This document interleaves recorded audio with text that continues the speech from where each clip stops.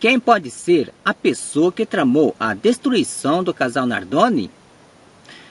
Pelos sinais encontrados, análise das intenções e de certas consequências, é possível determinar quem esteve no apartamento naquela noite, se é um homem ou se é uma mulher.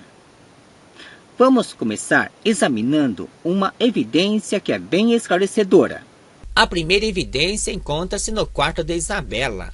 Por que esta pessoa não jogou-a no quarto dela, mas escolheu o quarto dos meninos?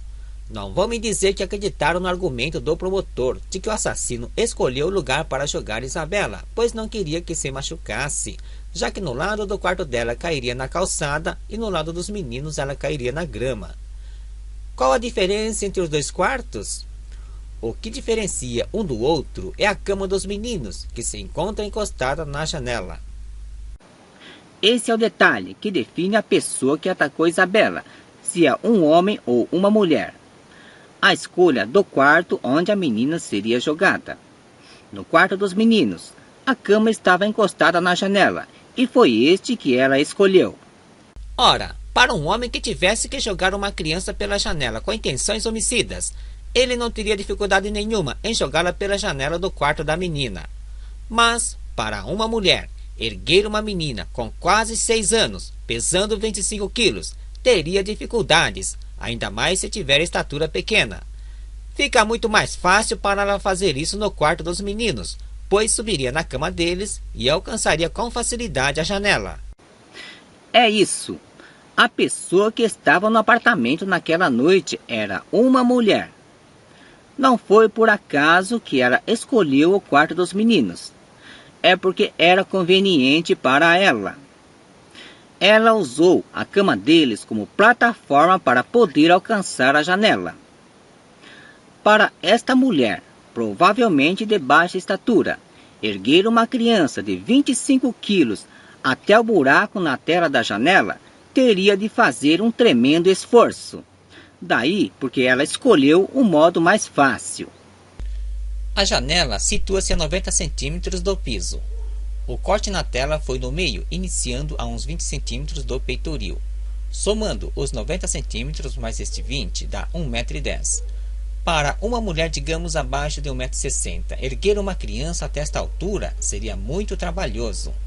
Para que todo esse esforço, se é muito mais fácil para ela utilizar o quarto dos meninos, onde a cama já estava encostada na janela? Este detalhe define: era uma mulher. Mas há um segundo detalhe que corrobora essa definição.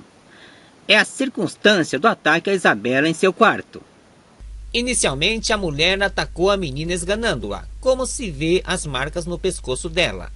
Só que a menina acordou e gritou, e seus gritos foram ouvidos por 2 vizinhos.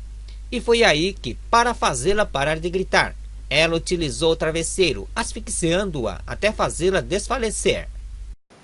Ora, se fosse um homem que tivesse esganado a criança, ela nem teria como gritar. Em segundos ele a estrangularia. Só pode ter sido uma mulher, pois não conseguiu impedir que a menina gritasse, apesar de esganá-la, e teve-se de valer de um travesseiro para sufocá-la.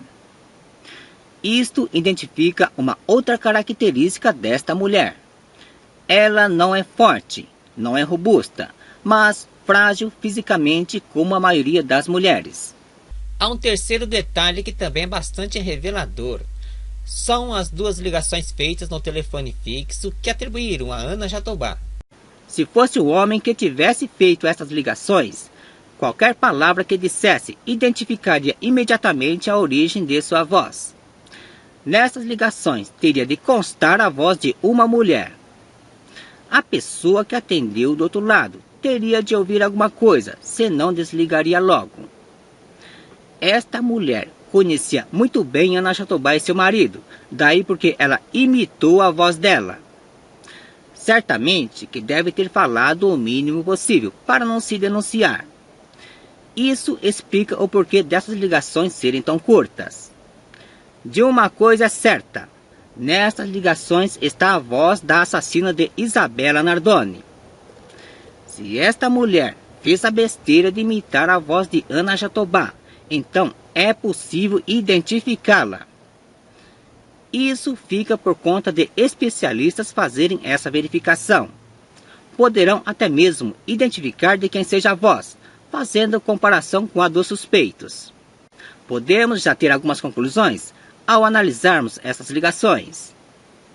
Vamos comparar a voz que deve constar nestas duas ligações do telefone fixo com a verdadeira ligação que Ana Jatobá fez pelo celular quando ligou para o sogro. Prestemos atenção não somente no timbre da voz, mas também no tom.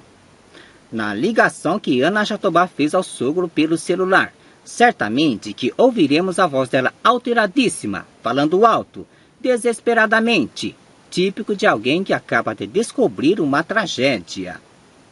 Será que nestas duas ligações ouviremos com o mesmo tom?